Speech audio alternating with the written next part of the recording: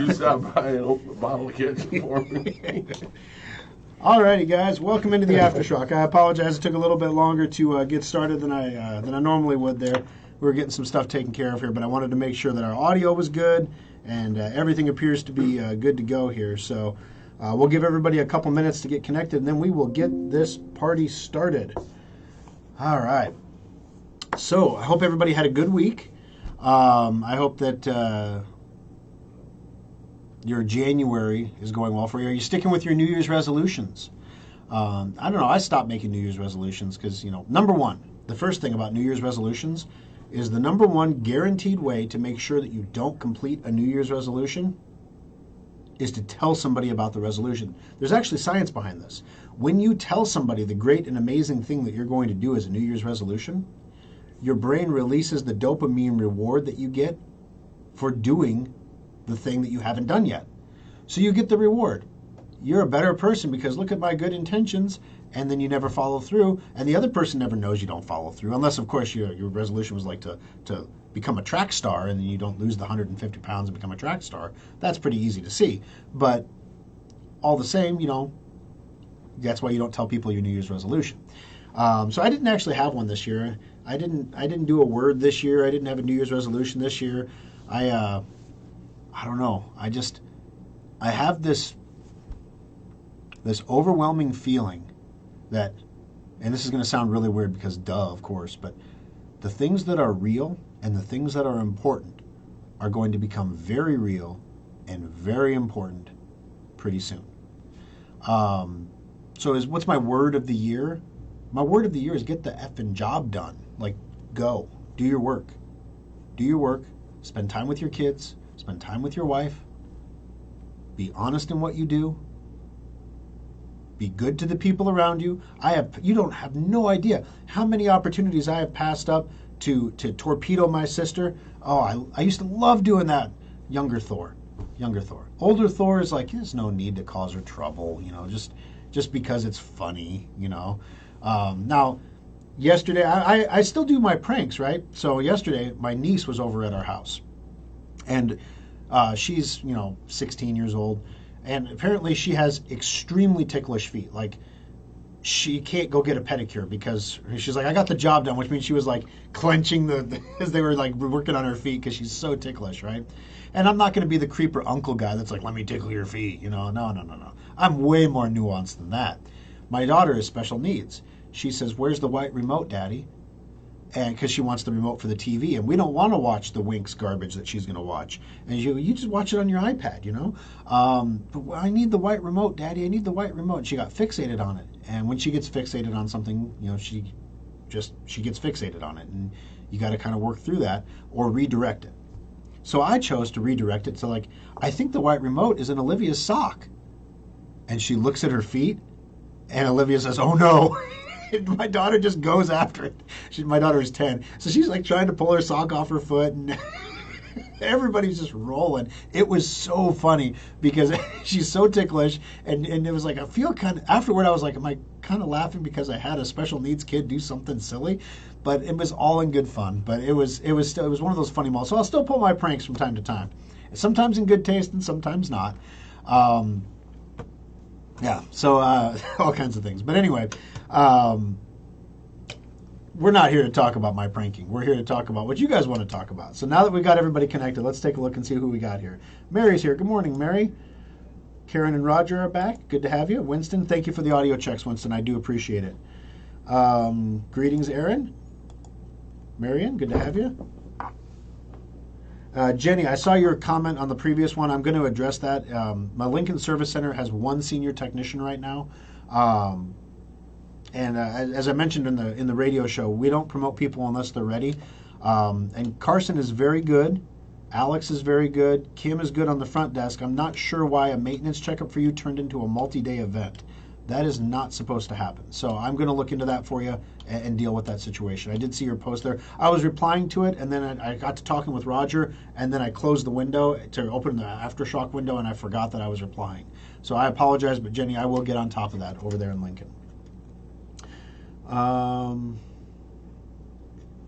1 gig fiber at $59.99. They laid the groundwork. Supposed to be available at the end of January. So here's the thing. all the new providers of internet that come into a marketplace, there is one backbone for internet that comes through Kansas into Nebraska, or through Kansas into Nebraska. One backbone. Whether you get CenturyLink, whether you get Cox, you're going through that backbone. Whether you get, fiber, fast wire, or whether you get Google Fiber, you're going through that wire, that pipe, that backbone. Now, if you get satellite from Elon, you may not necessarily go through the backbone, but you still might. It depends where the satellite. See, the internet goes up to the satellite, but it comes down somewhere else, and so therefore there's a backbone somewhere you're going through. So the only things that come into consideration here is somebody had to pay to lay that backbone, and then now someone's paying to access the backbone. And the longer the backbone exists, the more people that access it, the cheaper it gets for everyone to access it. So that's why you generally see internet speeds going up over time and the cost per gigabyte going down over time. So you have this fast wire in Bellevue, 1 gig of fiber for $59.99. Ronald, I haven't looked into their offer. I don't know anything about it, but I would strongly suspect that's an introductory offer, that maybe that's for the first year or the first few months or something, and then the price regulates up to something a little bit higher, or that there's some kind of a data cap that you can lift for an additional price, because you can get pretty fast internet from Cox for $59.99, not a gigabit, but you can get pretty fast internet from Cox for $60 as long as you can handle a data cap. Well, in my house with my kids and everything else, and what I do, I'm remoted into my computer right now. I chew through data caps, so I have to spend more money to get the higher level service. Man, I saw my Hulu bill the other day because I subscribed to Hulu. We got rid of cable TV because it just got stupid, and I didn't like paying for all the different channels that I'd ever watched and everything else. And then we subscribed to Hulu, which at first was like, okay, Hulu is like $40 a month, not a big deal. There's so many commercials. So then we're like, okay, so Hulu with fewer commercials, not without, with fewer commercials is $60 a month. Okay, it's worth it. I want to watch fewer commercials. And then there's the live feature that allows you to watch the shows whenever you want, so you don't have to tune in. It's a DVR, basically. Now you're up to $80 a month. And then I just saw my bill the other day. It was like $120 for Hulu. And I thought, what in the world happened here that I'm spending $120 a month for Hulu? That's what I was spending on Cox. That's why I canceled Cox. I think what we're going to see going forward on the streaming side, guys, is a lot of people are going to be evaluating what subscriptions they have as far as streaming and making some hard decisions about who they're going to stream with, because there's too many streaming services to subscribe to all of them. And they all have their one good show or their two good shows that make you want to subscribe. So you subscribe and then you leave. They try to give you a discount to make you an annual subscriber so you stay. But eventually, somebody needs to aggregate this content into a centralized place where you can access it for a fixed fee, because this is getting stupid. I mean, you can subscribe to HBO Max, but you're actually paying more for HBO Max than you were if you were just buying HBO from a cable company. It doesn't make any sense. I suppose unless you're HBO Max, but I guess that's what CNN Plus learned. All right, Mitch, good to have you. James, Thomas, Richard's here, Loanne as well. Cheryl and Rich from Council Bluffs, good to have you guys. All right, so let's get this party started. I saw an article yesterday, and I read a lot of articles, guys, and I read wackadoo articles on one side and wackadoo articles on the other side. So I'm going to give you one from two different perspectives here on two different topics. Wackadoo article number one, which actually I thought made a lot of sense in a weird way. It made me uncomfortable because it made me think. It made me question core beliefs, and that's the mark of a good article. When you can read something and be like, I wonder. But it was about COVID shots. And basically there's a study from Sweden that's coming out that's basically like, oh crap, we should stop injecting people with this stuff right now. Like, this is bad. They're saying that this study is showing that there is a definite relationship between heart damage, specifically COVID booster shots, that there is evidence of immune system repression among especially the COVID booster shots. Not so much in the original shot. People who just got the original shot aren't having all the same side effects as people who got every booster or even some of the boosters. And I have a theory on that I'll tell you about in a little bit. But long story short, the study, when you dive into it, So what's the deal here? Because if you just come out and say you shouldn't get the shot because it's going to give you a heart problem or whatever else, you have people on one side who are like, well, look at all the people who got the shot who didn't drop dead. And you have people on the other side, look at all the soccer players and things and kids playing football and teenagers that are dropping dead. And there's a hilarious video. I'm going to see if I can find it so I can link to it. It's the Kaufman Institute for Coincidence.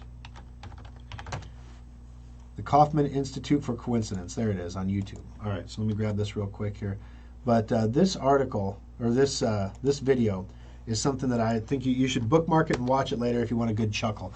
But basically, it's like we all know that everyone's dying of coincidence. Coincidence is the #1 cause of death right now because it wasn't an injection. It was just a coincidence, right? So as any good spy will tell you, there is no such thing as coincidence. Once can be random, twice is a pattern, and 3 times ain't a coincidence. But this study came out and said everybody is right. And this is what made it so interesting. So, number one, Pfizer says that when you get the shot, all of them say that when you get the vaccinations, originally it was to stop the spread, right? Well, now we know that doesn't work. It doesn't stop the spread of COVID. If it did, we wouldn't have COVID anymore because 79% of the American population had at least one COVID shot. So it's not stopping the spread. Number two, then they kind of evolved to like it's going to reduce the odds of a severe illness or hospitalization. And that's been kind of the line going forward. It's kind of like jobs saved or created. It's impossible to prove. You would have been hospitalized, but we prevented it with this shot. Well, how do you know that? How do you know I would have been hospitalized? You don't. So, but whatever. The science behind that says that the reason people are being hospitalized for COVID isn't because COVID is a nasty cold or anything. It's because your immune system goes into hyperdrive and attacks the virus and causes what's called a cytokine storm that causes fluid buildup in your lungs and you can't breathe and you get in the hospital and you're on a ventilator and all these things happen. And that's what the shots are supposed to stop from happening. It's supposed to acclimate your body to the presence of spike proteins so the immune system doesn't go bat crap crazy when it sees one. Okay, so that's working. Because everybody who's anti-vax is saying that's the problem. So everybody can agree that that is working. That was the intent according to all the big pharmaceutical companies, and all the people who are against it say that's what's happening. Okay, so there we go. We have common ground. We have agreement. Isn't this amazing, right? We can all kumbaya for a minute here, okay? So then the next thing that happens is you get exposed to COVID in the wild. And when you get COVID, your body does not overreact to it. You don't get a fever. You don't have tightness in the chest and all the cold symptoms and everything else that you would normally get. You don't have a cytokine storm either. As a result, your body doesn't get rid of COVID for a long time, and you get long COVID. And the longer the spike proteins are in your bloodstream, the more they damage your heart muscle. So is it the vaccines that are damaging the heart muscle, or is it the effect of the vaccine, the intended effect of the vaccine, resulting in unintentional damage to the heart muscle after the fact because of the presence of long-term COVID spike proteins that your body can't clear because your immune system has been repressed against fighting them? Well, again, everybody agrees now that it represses your immune system. Now, Pfizer will tell you just for spike proteins. People who are anti-vax will tell you for everything, including cancer. So that's where things kind of separate and divulge a little bit, or divert or separate. That's where the two sides come apart. Okay, that's where people start to disagree. But up to this point, everything we've said is agreed. Like this is the science. Everybody agrees. And as a result, now Sweden is about to publish a study that recommends that COVID vaccination be stopped. Now, this is interesting. They said that the effect of the initial vaccination does not appear to be as clinically important as the boosters. right? Why is that? Because up until recently, the boosters have all been the same, right? It's the same drug. They threw an Omicron variant in to help your body recognize that new variant in the most recent one. But they've all been the same, right? So why is it that people who just got the initial shot, but none of the follow-up boosters, aren't having these same negative health side effects, whereas people who got all the boosters like they were supposed to are having more health side effects, like psoriasis, like sudden death, like full body blistering and burning? I mean, why are people having these things happen? The Kaufman Institute for Coincidence has this all documented in their video, by the way. You got to watch that video all the way to the end. The final screen tile will make you giggle. It's hilarious. It's obviously a parody, guys. It's not. There's not really a Kaufman Institute for Coincidence, but it's like a whole fake medical thing. It's pretty funny. The first shots that came out. Remember back in the beginning, the big concern about Donald Trump was going to mobilize the military to transport the shots because they're so fragile. They have to be kept not just cold. Like if you put these in your home freezer, that's not cold enough to keep the mRNA intact. It has to be like ultra cold. It was a special kind of freezer that almost all pharmacies did not have. Most outside of hospitals, most clinics didn't have one. So literally, you had to go out and buy a freezer to hold the stuff. So I am sure the military kept it nice and chilled all the way until it got to the doctor's offices. But then how many doctors actually kept the vaccine at the appropriate temperature to preserve the mRNA? How many people actually had the right kind of freezer? How many people heard freezer and thought, oh, I just need a freezer? Now, I'm sure there was documentation. How many people read the documentation? I'm sure there were verbal warning. I'm sure there was stickers everywhere. Keep it negative, whatever degrees. What temperature does that have to be kept at? I'm just curious now. What temp to keep COVID vaccine at? The CDC says have to be stored in a different temperature. This is from 2021. Minus 70 degrees Celsius. That's 94 below zero. You have to store a COVID shot 94 below zero. Your average residential freezer goes to like -8, I think. So, or within a range of -80 to -60. So that's 112, minus 112 to -76 Fahrenheit. That's colder than a winter's day in Antarctica, is where you have to keep this stuff to keep it from breaking down. I'm going to, without any information to back it, going to make the logical assumption most places didn't have the appropriate refrigeration to keep the original vaccine intact. Therefore, many people who got the original shot did not get the full load of mRNA spike proteins because they were dead or they were broken or the protein sheaths melted away or whatever. As a result, people who got the first shots did not get the same level of protection as subsequent shots later, after the freezers arrived, after procedures were put in place to handle it appropriately, after all the lessons were learned and the systems were improved. Each subsequent booster became more and more effective at achieving the booster's goal of diminishing the immune response to the spike protein. I think that's a logical assumption to make. I can't tell you how logical or there's no curve chart or anything, but that would explain in my brain why the initial shot doesn't cause as many side effects as the subsequent boosters when the shots are supposedly the same. And obviously this is a topic that a lot of people get hot under the collar about. Not so many people get banned on Twitter about it anymore, but people will still get shut down on Facebook over it. So I got to be a little careful here myself. But this is a study coming out of Sweden right now. There are studies in other countries that are saying the same thing. Israel's got one that's coming out. Canada's got one that's coming out. The actual science is starting to catch up. And I'm not going to come out here and say that everybody that is watching every conspiracy channel out there was right, because you can sensationalize this to the point of being ridiculous. So there is Some people's immune systems are really, really inhibited that have the COVID booster shots. Now, there is no study that shows the COVID booster shot is the reason that they have what's called vaccine-induced AIDS. So it's not AIDS like HIV from a sexual partner, but basically, what is HIV? It's human immuno something. I can't think of it. Human.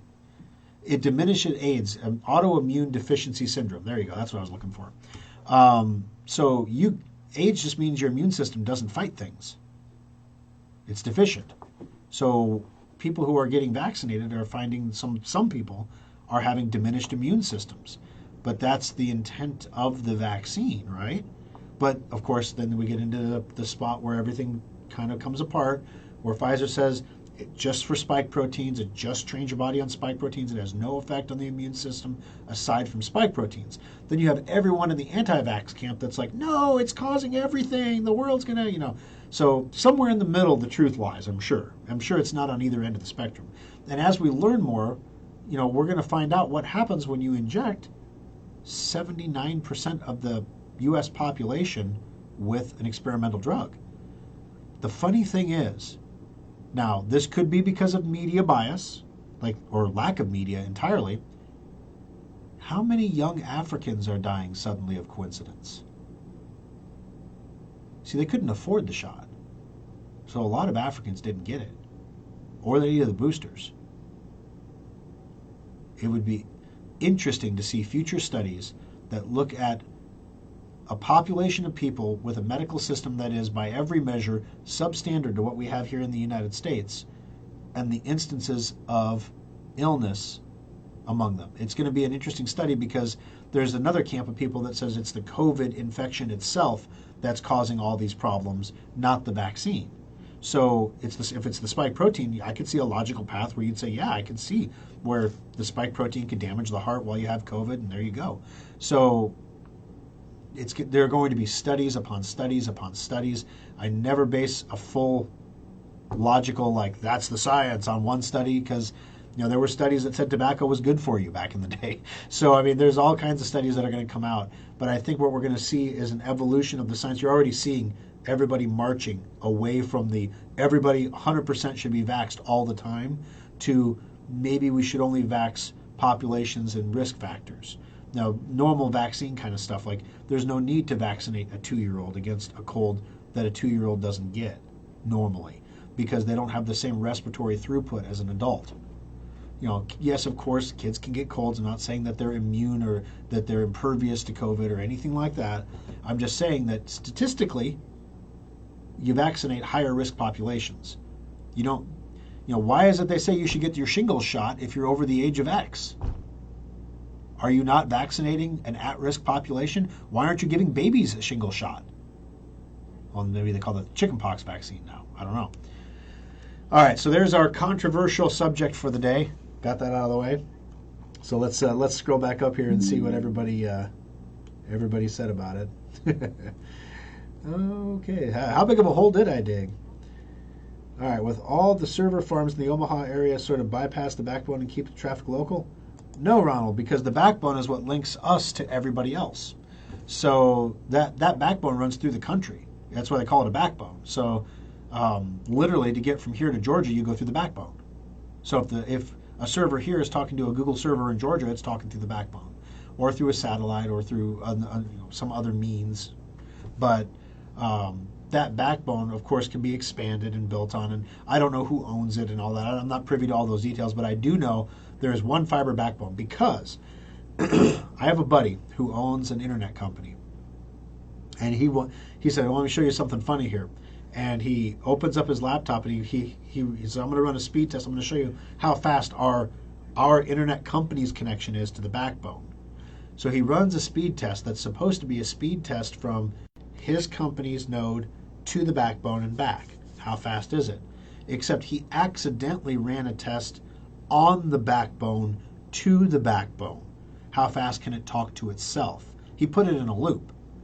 And literally it's like a speedometer, like the speed test website. You know, it's like a speedometer. The speedometer was like, and it like looped around. It was like like you'd expect to see in a car. I was like, oh my gosh. And he was like, oh shoot, shoot, shoot, shoot, shoot, shoot, shoot. Except he didn't say shoot. And he killed the test. And I'm like, what just happened? That was crazy.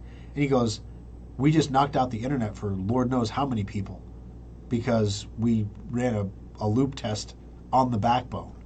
So that also tells you the security there. So now, granted, that was like a decade ago or so, but yeah, it's pretty funny. I went back to DirecTV satellite service because the costs are workable with the DVR and locals. Yeah, James, I tried to go around it with Hulu, and I have to admit, it is nice to have it on my phone as well. I'm sure that DirecTV has an app where you can do that too, though. So, you know, I don't know. Maybe we're going to be shopping again, but I mean, we do watch a sizable number. We watch 1923, and we watch Yellowstone on Hulu, and Yellowstone, and I'm paying $160 a month to watch Yellowstone. Maybe I'll just buy the box set when it comes out on DVD. You know what I mean? Oh, okay. Good morning. Friendly TV. Friendly TV is what I got from my mom. Me TV and other 60s and 70s, which was the only thing she watched anyway. I know how that goes. Same thing with my dad. The Rockford Files. Oh, yeah. Get some Columbo in there. Yeah, Columbo. Speaking of Columbo, there's another story. Let me go through the rest of the comments, then I'll share this other story with you about comparing the economic situation from the 1970s to now. And there, again, it was one of those stories that moved you out of your comfort zone a little bit and made you think. And I thought, that maybe the 70s were so bad, not just because of the energy crisis and stagflation and Jimmy Carter and, bell bottoms. Maybe there was something else going on there. And maybe something else like that is happening right now. And we should compare those things. So it was one of those that made you think. I'll tell you in just a second. Carrots are bad for you, Richard says. Everyone who's eaten carrots over the course of history has either died or will die eventually. I cannot argue with that logic, Richard. That's solid. I cannot find a flaw. Aaron, I refused the vaccine. I'm on medication that does things to my immune system. I didn't want the vaccine messing with my medication for multiple sclerosis. Yeah, I mean, that's the thing. It's like they were saying that people who had medical conditions, like Neil Cavuto, he has multiple sclerosis on Fox, and he's, how many times has that man had COVID now? I mean, he's out more than he's in, and you pray for him every time he goes out because he's got you don't want to see him succumb to something like that, but. My goodness, and he'll come back and he'll tell everyone, get your vaccines, get your boosters. It's keeping me alive. And you just gotta. How do you know that, Neil? Like, you're a numbers guy. How do you know that? I mean, you just trust what your doctors tell you, which I guess you have to at some point, right? So, let's see. Brad says he said a medical word here. I'm going to try to read us. Thalidomide, DES. One of those drugs is the one that made people be born with like missing appendages, right? I forget, from the 70s. This isn't our first rodeo with taking experimental shots and not knowing the long-term effects. Yeah, that's true. Tell that to people in the military too. The anthrax vaccine, for example. Hello, Gulf War syndrome. Dropping Hulu this week, cord will be completely cut. Yeah. Is crypto on the way up or just a small spike, Ronald says. Well, Ronald, you know what? As you all know, I sold at 16,100. That's right. I sold 6.5 Bitcoin at 16,100. So I've been doing the math, right? 17, 18, 19, 20, 21.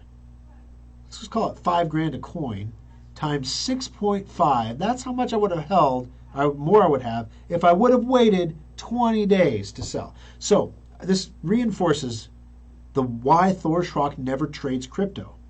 Because this always happens, right? Now, emotional Thor, my wife even fell for it. She was like, at like 18, she was like, should we buy back in? And I'm like, no, no, no, no, no, no, don't do it. Be strong, because this is how you lose money. Guaranteed to lose money if you buy back in. But you know what? I have my money in the bank, and it's cash money in the bank. And could I have had more money? Yes.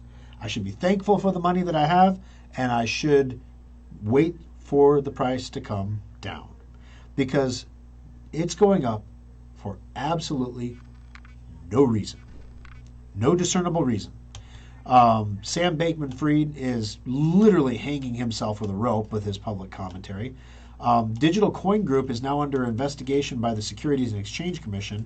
They are the owners of the Grayscale Bitcoin Trust, which its Bitcoin is currently trading at like a 54%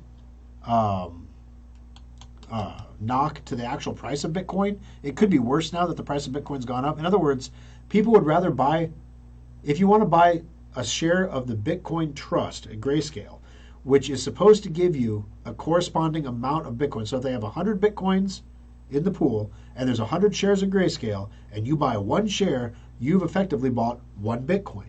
So therefore, you would think one share of Grayscale is equivalent to the current price of Bitcoin, which at this moment is, not that app, that app. Refresh it, because I had it open earlier, I want to make sure, $20,763. However, it's trading at roughly a 56% lower amount, which means it's only going to be $10,000 for a share. For the same Bitcoin, you can buy half off at Grayscale. Seems like a deal, right? Why is it half off? Because once you get in, you can't get out. How do you sell? How do you get out? And a lot of people went into that with the assumption it was going to be turned into a full electronically traded fund, an ETF. Well, the SEC won't allow it to be an electronically traded, an ETF. They won't let it happen. So now Grayscale is suing the SEC because they're saying you don't even have the legal ability to regulate this, yet you're trying to regulate it, and you're denying us things that you shouldn't deny us when you've allowed it for other people. Number two, the SEC is investigating Digital Coin Group, which owns the Grayscale Bitcoin Trust, for the same exact thing that Sam Bankman-Fried did. Same thing. So when that balloon pops, Digital Coin Group, we're going to see fallout that washes into the main market as well through the Grayscale Bitcoin Trust. It's going to hit things like ARK first. It's going to hit, you're going to see impact on all the tech stocks. It's going to pull the tech sector down a little bit. But you're going to see impact, talking about human impact, you're going to see impact on pension funds. You're going to see impact on everybody who trusted Grayscale. You're going to see negative impacts on mining companies, anybody who's buying miners. You guys, this is what's happening in the mine. I've upgraded a few of my miners because miners that cost $6,000, brand new, $6,000 6 months ago, are currently selling brand new for $1,500 on eBay. Yeah, you don't even have to buy them from China anymore. I can just buy them right on eBay. I don't have to wait a month for them to get here. They come in like 4 days. Why is the price of miners down so much? Because a lot of the mining companies are in such financial trouble that they're selling their equipment in order to raise capital. Now, there are a new series of miners coming out, 140 terahash units versus the 100 terahash units that are out now. These units produce 40% more Bitcoin on roughly the same power. So they are very desirable for mining companies. They want these more powerful units. The more powerful units are costing $6,000 now. So there's a lot of factors in play in the Bitcoin market. The difficulty is going to go up tomorrow by about 10%. So it's going to get 10% harder to get Bitcoin to mine it next week. Because a lot of people are returning now that the price of Bitcoin is going up. It's more attractive to mine. So the miners are getting turned back on again. So there is some self-fulfilling prophecy going here, but I'm thinking this is a bear bump. I think this is going to be something, it's not just me hoping to buy back in under 16,000, right? This is going to be something that we're going to see it go up and we're going to see it go down. There's always been volatility. This last period for Bitcoin has been very strange, how flat. It's just been flat. It's going to go up and it's going to go down, but I think there are sufficient boogeymen still in the closet that are going to push it down. I'm not buying back in just yet. So there's your crypto report. Ethereum's going nuts though, so hey, yeah, I still have some of that. Carrots are evil. I hate carrots. Did you see they found $5 billion of the FTX money? They found $5 billion of the FTX money, but a lot of it was stored in Robinhood shares. So they found some crypto. They found some. They found some other assets that the judge is allowing them to sell to recover up to $5 billion of the roughly 10 to 13 billion that's missing. So that $5 billion will be enough to get the preferred creditors something back. But again, the money that I had in my Gemini Gemini. I had my on my Gemini had a program called Genesis. I get these all mixed up. Yeah, Gemini had Genesis Earn, and Genesis Earn was a product that would pay you a dividend. Basically, it paid you. You give them the Bitcoin, and then they lend it to people, and they gave you a percentage of the interest, basically.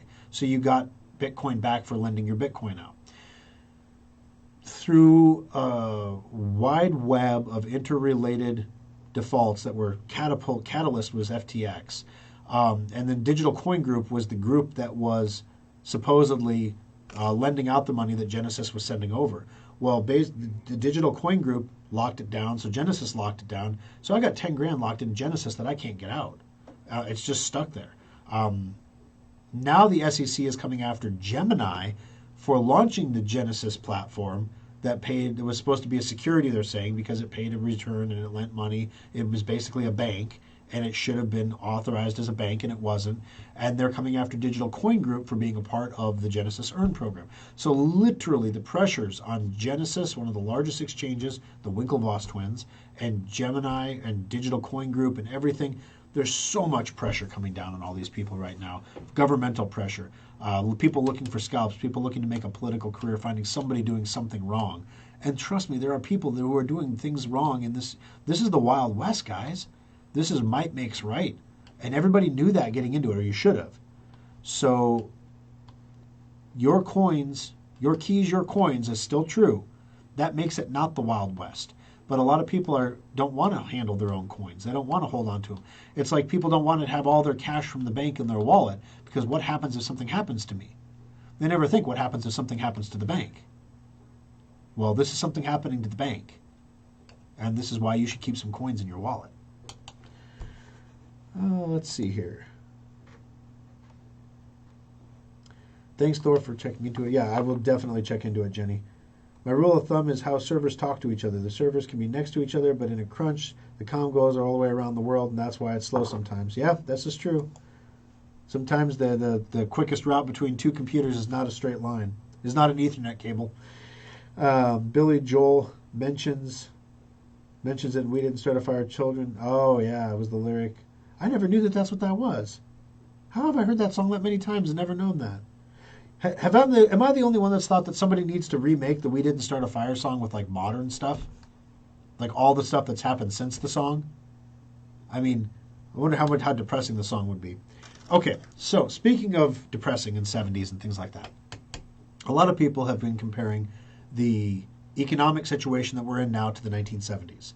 High inflation, the stagflation, high inflation, low growth, Democrat in office, political shenanigans, all that stuff. They're comparing the two against each other. This author said a major contributor to what caused the 70s to be as crappy as they were was the environmental push. Now, he is framing this in the realm like these are things that needed to happen. So, and I mean, he's not wrong. I guess I didn't realize, or maybe it's true, maybe it's not, he didn't cite his source, that in the 1970s, it was not uncommon in the United States for rivers to catch on fire from all the chemicals that were dumped into them. Now, I've never seen pictures of flaming rivers in the United States. I saw that one river that the EPA flooded in Colorado a year ago and made it turn orange or something through all the nasty water they released. I remember that one, but I don't remember seeing pictures of flaming rivers. But then again, who knows? Maybe it did happen. Somebody let me know if your memory goes back that far. But what he was saying is, after World War II, all of Europe had to rebuild their entire industrial base. So they were taking factories and facilities that were built originally in the Industrial Revolution and replacing it with what were then considered to be modern facilities. So something new in 1950, basically. Now in America, we didn't have that same level of destruction. We didn't have any destruction. So we are still using the factories from that have been, of course, modified and upgraded since the Industrial Revolution. Big drafty buildings, no energy was plentiful and cheap, so nobody was concerned with efficiency at all. You just burn it, baby, burn. We don't care. Lots of heat, lots of smoke. This one guy, the reason Columbo made me laugh is that he goes, I remember watching an episode of Columbo, the author said, and in the background of the episode, you could see the smog in the shot, like just at ground level behind him. Just the nastiness in the air that everybody just took for granted back then. Kind of like China now. It's like everybody's just like, wear a mask out there and keep the particulates out of your lungs. That's how bad it was supposedly in the 70s. Again, I wasn't around for that. I was born in 76, so take it with that. I have to rely somewhat on historical references here. So the EPA was born to clean up our rivers and streams and clean our air, and the Clean Water Act was passed, and all these other things happened that forced enterprises to spend money on things that were not economically profitable. In other words, upgrading equipment that was working just fine, albeit polluting heavily, but working just fine. And now I have to replace it with this new piece of equipment that is like 70% more efficient and pollutes less? This is stupid. Why do I have to spend this money? Well, now it's required by law that you spend the money. So you have to spend the money if you want to stay in business. So enterprises spent money on upgrading facilities rather than products and developments and things like that. The author's supposition is the 1980s wouldn't have happened without this investment that was made in infrastructure in the 1970s that was a huge contributor to the malaise that was felt economically. Because we were changing something that was not measured we were changing something with money that is not measured economically. Okay? Now, you could make arguments that the 80s were the 80s because of the invention of the microchip. You could make there's lots of things that came together in the 1980s that changed a lot of the rules, right? But that doesn't mean this guy's article is not true. Now, projecting that forward to now, what he's trying to say in the article is that the conversion to clean energy, whether you agree with it or not, green energy, I should say, is an investment that businesses are making that does not have any immediate economic impact, but will set the stage for a huge boom in the 2030s. That's what he's saying. So, it sounds a lot like a political excuse to me. That's how my first reaction was, bull crap. Second reaction was to think about it and say, as a business, yeah, I could see spending money on upgrading factories and stuff. And if you're going to upgrade the factory, then you're going to upgrade it with more automation, right? Which means you'll need fewer people. And the people who know how to run the antiquated equipment won't be as valuable as the people who know how to run the new equipment. And since the new equipment takes fewer people to run, that could have a negative impact on jobs. You can see that. Now, you're also comparing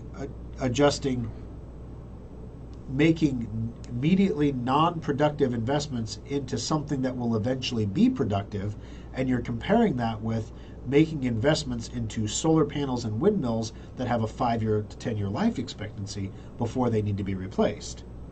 So there is apples and oranges in some of this comparison. But I see what he's saying. It doesn't, regardless of the outcome in the next decade going forward, I'm not going to sit here and say that, and the 2030s will be shiny because we're spending all this money now, and that's why we should do it. That's what he was trying to point out, I think, in the article. But what I'm going to say from this is he could be right. We could be spending a ton of money on something that is not economically productive right now because we believe it will be economically productive 10 years from now. And that could have a negative impact on the current environment and current economy, economic environment, that is. Interesting stuff. So it's one of those articles, like I said, it got you out of your comfort zone a little bit. It got me out of my comfort zone a little bit because my knee-jerk reactions didn't quite fit with the facts that were presented. I had to actually stop and think and reflect on what do I believe and why do I believe it, and does this seem right? Does this pass the smell test? Does it pass the fact test? Were there actually rivers on fire in the 1970s? Let me see. Has anybody said? I think there was a river in New Jersey that caught fire. Okay, let's see. Yeah, 10 to 18% mortgage rates didn't help either in the 1970s. You're absolutely right. Do you guys think the Fed's going to pause here? And I think they're going to slow down. I think they're going to slow roll it at 25 basis points, and everyone's going to be super happy about that until they keep doing it over and over and over again, and it doesn't stop. But I don't think we're going to go to 10 to 18%. But man, some credit cards are at 30% right now. Did rivers catch fire in the 1970s? Rivers that have caught on fire, World Atlas. At least one river caught on fire at least a dozen times.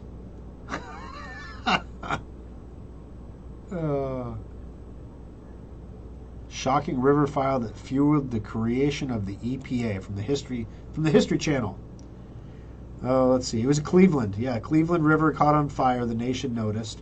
Where's the picture of the river burning? I want to see a picture of the river actually on fire. I see pictures of people fighting fire. Oh my gosh, the water is on fire. That's why they're spraying water. You're spraying water on water that's on fire. Couldn't you just turn it maybe? Oh my goodness. Yeah, and then there was before and after pictures. Never in my long lifetime have I seen such an aroused populace at the grassroots level. The oil pollution has done something I've never seen before in Santa Barbara. It's United Citizens. So this is 3 men in a motorboat take water samples from the river where the shore is lined with semi-submerged automobile wrecks that were wrecked in 1968. They literally just wrecked cars and pushed it down the bank of the river like it was like they were rocks to prevent erosion or something. These wrecked out cars just all along this riverside. Just, wow.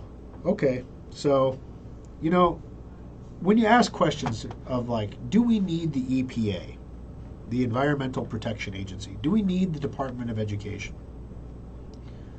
And you see stories like this, and any reasonable person can agree that we don't want to have oil dumped in rivers. We don't want to have cars submerged on the banks of rivers. We don't want rivers catching on fire because they're so polluted.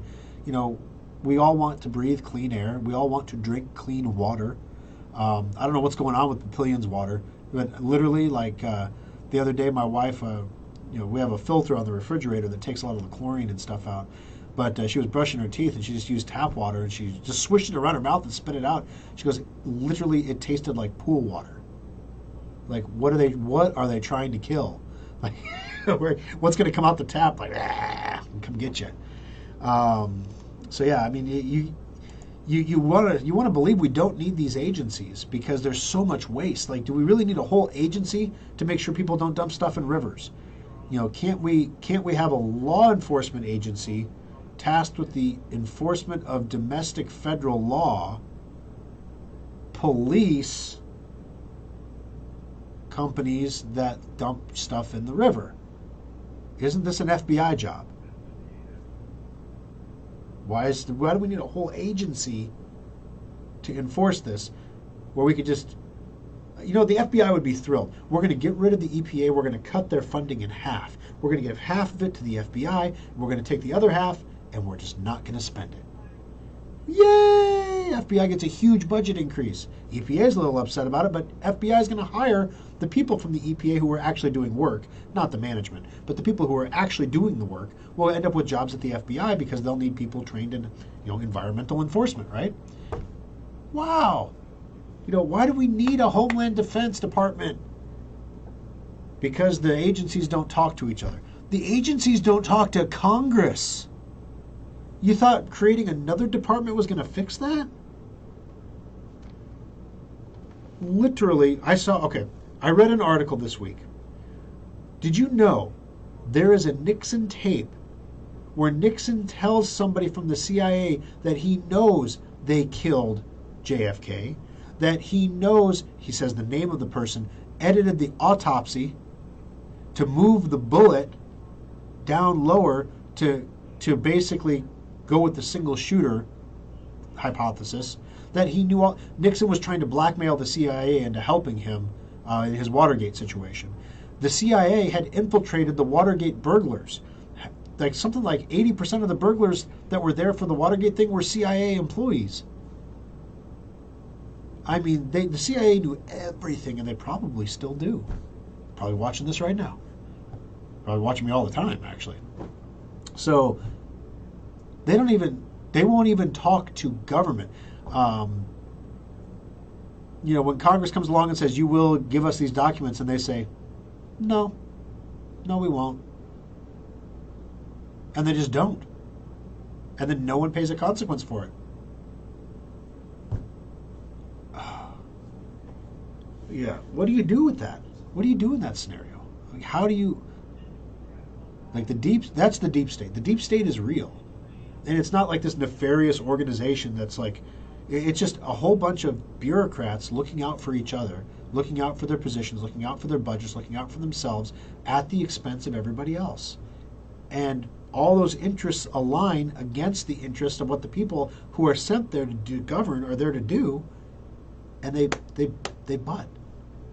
That's why I said I don't know who can go to Washington. Like, congratulations, Pete Ricketts, you're a senator.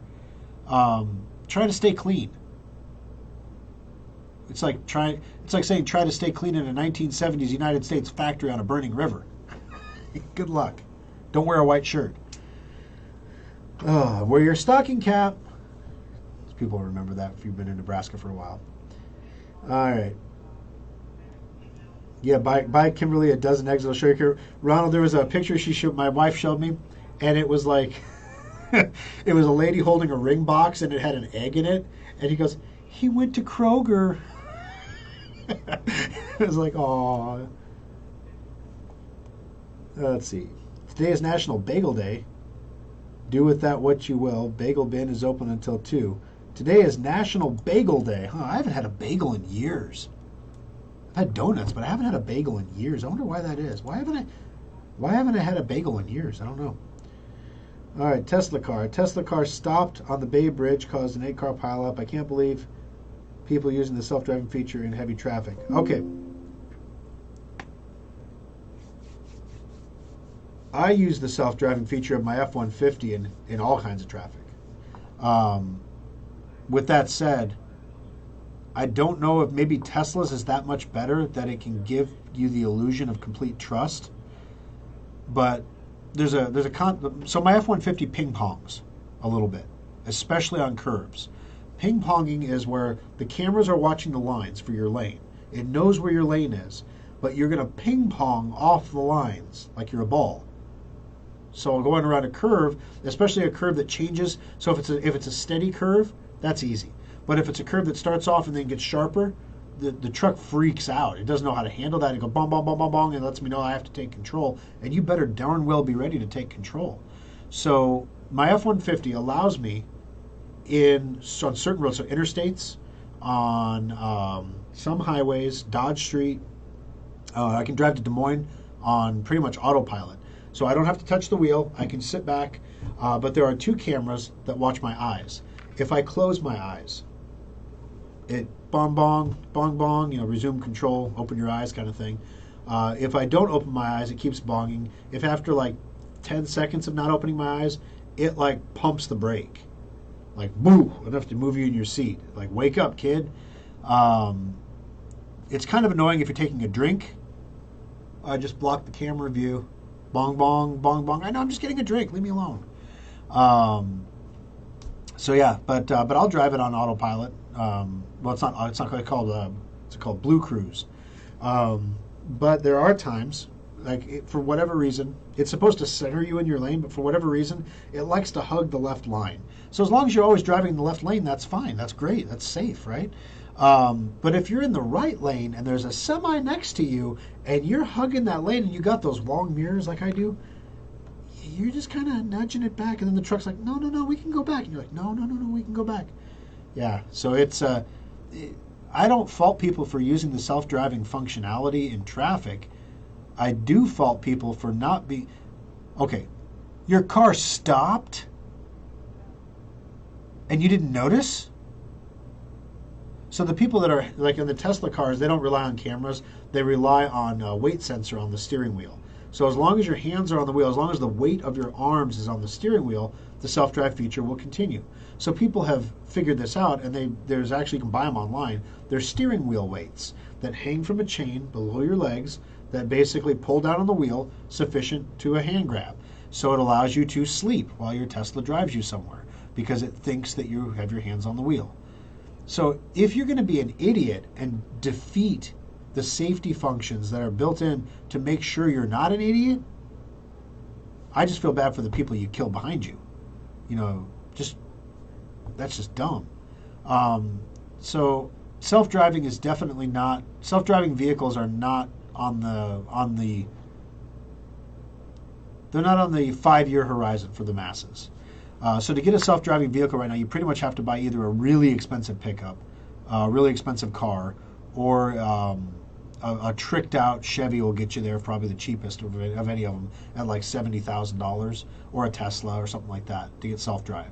And then you have to pay extra for the self-driving functionality, even though it's just a software update that every car gets. So you can be for it or against it. I like the assisted driving. In fact, one thing I've noticed, when I drive a car that doesn't, so assisted driving, what this is it's all the same features of self-driving, except it's in an environment where self-driving is not allowed. So in other words, Ford says, this is a residential street, we don't self-drive here. Or this is a minor, like 84th Street in Omaha, is not programmed for self-driving. So I can't blue cruise, but I can use the assisted driving method. So assisted driving, you have to maintain your hands on the wheel. You are still driving the vehicle. It's adaptive cruise, so it will speed up and slow down. It'll brake for traffic in front of you and behind you. Or not behind you, but in front of you. It'll monitor people changing lanes in front of you and brake appropriately, things like that. It will keep you centered in your lane. And yeah, so you're still driving, but the amount of input your body is putting into the vehicle is very minimal. Like, I feel like I'm a little too close to this line. I'm just going to move over a little bit. Or a turning lane opens up, or maybe the paint's worn off the road on one side and the car loses that lane stripe. So it goes bong and turns off the assistance, and then you're full driving again.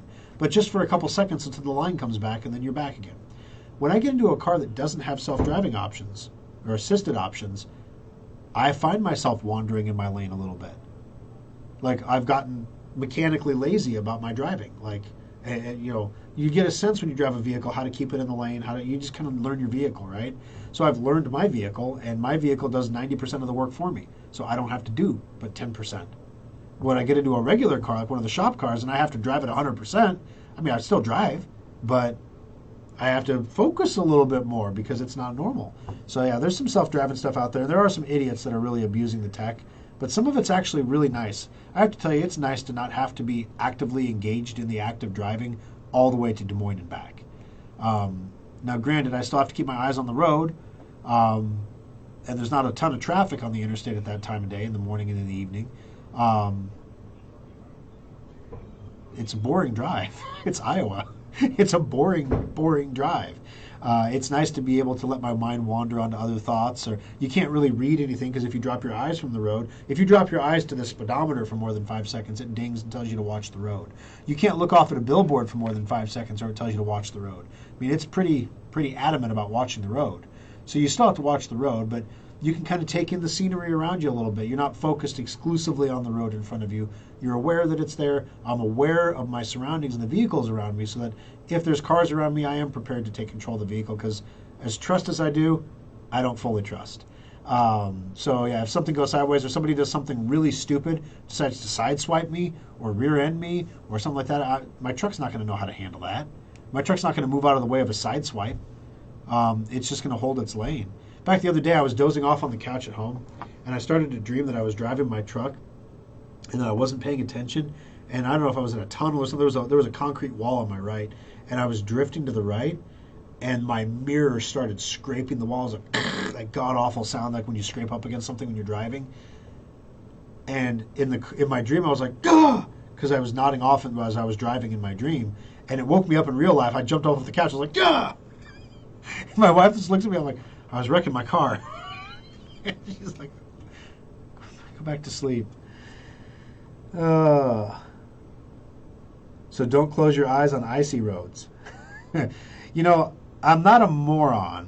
I don't engage self-driving functionality on ice. Funny story. My wife and I. Have you ever gone to look at an open house for a house that you do not intend to buy just because you want to see what it looks like inside? I mean, everyone's done that at least once, right? So, my wife and I are thinking about getting a bigger house. Unfortunately, we have 3 kids. We may have other family members moving in with us soon. So we want to look at it, see what it's going to take to get a bigger house, maybe something with another kitchenette in the basement or lower level, like a mother-in-law suite kind of thing. But unfortunately, when you go up to a house that big, they call those executive homes. They were purpose-built for that, and they're expensive. They're like $1 million houses, and I can't afford a $1 million house. So we're going to go look at this house. It was $1.2 million, but the price had been falling steadily, right? It was 1.6, then 1.4, then 1.3, then 1.2. Like if it gets down to the 800s, that gets to be doable here again, So let's see if what it takes. So we go to look at this house, and it's in Gretna, and it's like deep Gretna, like rural. Go over the wooden 1-lane bridge, rural Gretna, and then the driveway to get up the driveway is a 70-degree turn. So it's almost like a U-turn going up the driveway, and the driveway is a 60-degree incline. And it's just like, oh my gosh, you gotta be kidding me. In the winter, we're going up this driveway and we're like in the wind, it winds a little bit back and forth. We're like in the winter. I'm sure this is super pretty when the trees are all filled out and everything, but in the winter, this is a nightmare. This is a no just on the driveway, right? So then we come around the corner where the sun's not hitting the driveway and it's a pure sheet of ice. It hasn't snowed or rained in like a week. And it's like a solid sheet of ice. And it's that ice that's kind of thawed and refrozen and thawed and refrozen, so it's perfectly smooth. And you're like, oh. And so we're about to hit this ice, and my wife is like, and I'm like, we have momentum and we have direction. I am not going to try to change that because by the time I'm braking, we'll be on the ice. So we're just going to go. We're going to go through it, baby. We'll go through it. Kids are in the back. They're like, wee! We're all adults up front, like, oh God, we're going to die. Because there's like a 70-foot drop on either side of the road. We're like, we're going to die. We're going to die. I did not engage self-drive there. And so we go around the curve. We're off the ice. We're back in the sun. Yay! Whew! That was scary. We're going to have to be really careful on the way down. We go around the other curve. Ice again. And this time, on one side, there's a car that's gone off the road already. That's like in the rocks, like near the precipice. And on the other side, I don't know if these are the occupants of the vehicle, they're standing on the opposite side of the road, on the road, in the ice. And now, Super F-150, not in self-drive mode, needs to shoot the gap on the ice between the teenage high school girls all lined up on the side of the road here and what turned out to be the realtor in her car that ran off the road for the open house she was going to open on the right. And you know what? F-150 did a great job. It shot the gap, went right through. Speed and momentum, baby. Right through. Got to the top of the hill. You know what we saw up there? 2 Porsches that were there to look at the house. They drove their Porsches up that. And the lady in her Lexus couldn't make it up there? Come on. Did you not have all-wheel and something? I don't know what's going on. You live in Nebraska. You have all-wheel, right? So long story short, too late, we didn't look at the house because it took the realtor an hour and a half to... Okay, if I'm a realtor and I have an open house and I have people waiting, I know my car's off the road. Now, maybe it was a situation where, like, she was teetering, right? Like we've seen in the movies. And she's like, don't move, don't breathe, one of those kind of things. But that wasn't the case. I would have gotten out of my car and held the open house. My car is essentially parked on the side of the road. Everybody who's here to see the open house has already seen me off the side of the road. They know what happened. At this point, you just open the house. You don't wait for the guy with the pickup truck and the tow straps to come pull you back on the road before you come open the open house, which she did. So in the meantime, my wife and I are walking around this $1.2 million house. And let me tell you, $1.2 million apparently doesn't buy you what you used to. Not only do you get a snaking, icy death trap of a driveway, the property is triangular. The lot was triangular in shape. So on the overhead map, you see this like triangle. You're like, okay, it's got 7 acres of woods with it. Okay, so lots of room for kids to run and play or whatever. Oh, no. The house is elevation. It's a 70-foot drop on either side of the triangle, and then it projects out. So they're literally down all sides. I have a special needs 10-year-old. And she's just skipping around up there like, oh, let's go look over the edge. And we're like, no, Katie. We'll never see you again. The bears will eat you or something. I don't know. 7 acres will never find you. Yeah, again, a no. So we're walking around the lower level of the house. It's got dual pane windows, which is pretty common in every house you'll see now. What happens, a lot of people don't realize when you have dual panes, the middle between the panes is not filled with air, it's filled with a gas. And when that gas leaks out, when the seal is broken on the window and the gas leaks out, that's what causes that window to get that foggy internal fog, like the moisture built up on a window that you can't clean because it's on the inside of the glass. That's because the window has lost its seal. There is no fixing that. You have to replace the window. All of the windows on the lower level of this house, all of them were fogged. They all needed to be replaced. The facade at the base of the house had a stone facade on the house, and at the base where it met the ground, it was crumbling away, like stones were missing. No one had been maintaining it. The garage, the flashing around the garage is all dented to heck from people hitting it with things. And I'm just like, this is a $1.2 million house? Like the driveway alone is like what the heck are you thinking? The drive out to the middle of nowhere, Gretna, to get to the place, okay, some people like seclusion, I can see that. The fact that you're at the top of a hill, I'm sure gives you great scenery, except you're surrounded by a forest of trees. So you can't see anything unless the wintertime. And then, you're looking at the city around you, I guess. City in the distance. Yeah, we didn't even go in and look at it. And literally the owners showed up and they're like, please don't leave, come look at the house. And we're like, it's a no-go for us. Had another guy there try to sell me his house. Hey, you looking for a house? I got a house. It's a 1.6 mil, 8,900 square feet. You want it? Says Porsche man. And I'm trying to be polite with the guy, and I'm trying to be like, no, I don't think we're interested. His wife is like aghast because he just keeps pushing me like, want to buy my house. And so finally then I hit him with the one thing that stops every realtor in their tracks. I can't afford it. I don't have enough money to barely afford this house, let alone your house. Dude left me alone after that. But as he walked back in his loafers to his Porsche, I don't know why. I have a very nice F-150, but I wore my nice shoes too.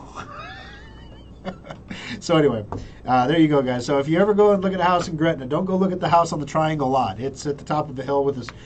We asked Lou, my 4-year-old, what should we look for in a house, Lou? And he says, well, it needs a roundabout in the driveway. Like, good use of language there. I would call it a circle drive myself, but it's effectively a roundabout, right? So it needs a roundabout in the driveway, and it needs a gate. It needs a gate out front. And it needs a pool and a basement. My wife just looks at him. She goes, you've been talking to your father too much. So we had this joke, right, that there was this house we were looking at online for a long time, and we were just watching the price come down on it. And it eventually sold. But it had a circle driveway, and it had a fountain in the middle of the driveway that had a dolphin statue in it that spit water. And I was just joking. I need to find a house. It needs to have a circle driveway, and it has to have a dolphin fountain. It's got to have the dolphin. I need the dolphin. And I don't have a particular affinity for dolphins. I don't really like dolphins. Like I don't like the ocean really, or the creatures that live within the ocean. I eat them from time to time, but that's about it. I've joked about it so much that the thought occurs to me that if we ever did buy a house, my wife might try to surprise me with like a fountain with a dolphin or something. And I wanted to tell her, I said, I want to take this moment to tell you, I do not want a dolphin fountain. I joke about it a lot. I do not want it. I don't like dolphins. She's like, oh no, we're not going to get a dolphin fountain. She goes, we're going to get a fountain that has a merman, except the top half is going to be you, and you're going to be spitting water. And then we all laughed because that was pretty funny. And then I said, I wonder how many times your sister-in-law would come over before she realized that it was me in the fountain. And like, no, it'd be like her 10-year-old son would be like, hey, look, it's Uncle Thor in the fountain. Oh my gosh. It's like the most narcissistic thing ever, and it was so hilarious. It was so hilarious. All right, so there you go. So if anyone's going to buy me a fountain, now you know what to get. Now you know what to get. All right. Last call for questions, guys, and we got to wrap her up. Eileen says, a boring drive in Iowa? Never. From an always Iowa girl. Yeah, I don't know. I mean, you want some excitement, you go drive in Missouri, where you're doing like 85 on the interstate in a 70, and somebody passes you like it's NASCAR in a minivan. I mean, you're like, was that a minivan? Was that an Astro? Like, what was that? Good gosh, it's gone now. I don't know what it was. There's no. But apparently, we follow him because he's gonna be our radar detector for us. He's gonna pick up all the cops on the way. I-29 to St. Joseph from Bellevue's Highway 34 is the worst. Yeah. So are sunglasses out of the question? Great question, Marion. So I was worried about that, but I have 2 pairs of sunglasses, and they both work really well. So I don't know if it's using like LiDAR or infrared to see my eyes, a light spectrum that would pass through sunglasses, basically. But when I first got the truck, like every idiot, I wanted to at least understand how the safety system worked, right? So I'm driving along, and I go like this with my left eye, because there's a camera here. And I'm driving. This camera still sees my right eye, though. So apparently, if you're Dan Crenshaw, you can drive on Blue Cruise. So as long as you got one eye that it can see, you're good to go. So then I cover this eye, and I'm driving. And it starts going crazy. So apparently this camera over here is the eye detector camera. This camera does something else, and I don't know what. But it doesn't have anything to do with eye detection, because it's that camera. So if anything, then I obstruct the camera. Just like that. And it goes bong, bong, bong, bong, bong, you know. So I know that's where the camera is. I know that if I obstruct the other one, nothing happens. So, okay. So now I know where the camera's at. I know how sensitive it is. But I can wear sunglasses. I can wear mirrored sunglasses. It doesn't seem to have a trouble with it. So my guess is the camera is an infrared camera, kind of like your Windows Hello camera on your laptop, that's using infrared light to detect the presence of my eye, regardless of what eye covering I'm wearing. Iowa is the same hill for 300 miles. You know, and then the thing is, the interstate in Iowa is constructed differently than the interstate in Nebraska. So have you noticed that when you drive on the interstate in Iowa on I-80, your tires make a weird vibrating rumbling noise, but they don't do that on other roads. And I mean, it'll make you think you have a flat tire at some point. It's like, do I have a flat tire? What is that noise? One time I actually did have a flat tire, but I didn't know it because the road sounds the same. So anyway, it's number one reason to tune in the After Schrock, the stories. You know, I do some stupid stuff sometimes, some stupid things, and I love to share that with you here on the program. It's good stuff. All right, guys. Got to wrap it up. Thank you for joining us. I appreciate you all being here. We held 60 throughout most of the show, so that tells me that I didn't offend too many people, which is good, right? You never want to upset your audience. That's never good. The CIA worker on your F-150 camera is certainly entertained. Oh, I'm sure, you know, because the F-150 also has a 4G internet connection. So, and they warn you when you start the car that you're basically being tracked. Like certain information about your location is being transmitted. And of course, it's all so that you can use your Ford app to see where your truck is at and start it remotely and all that stuff. I'm sure it has no dual purpose. 100% positive.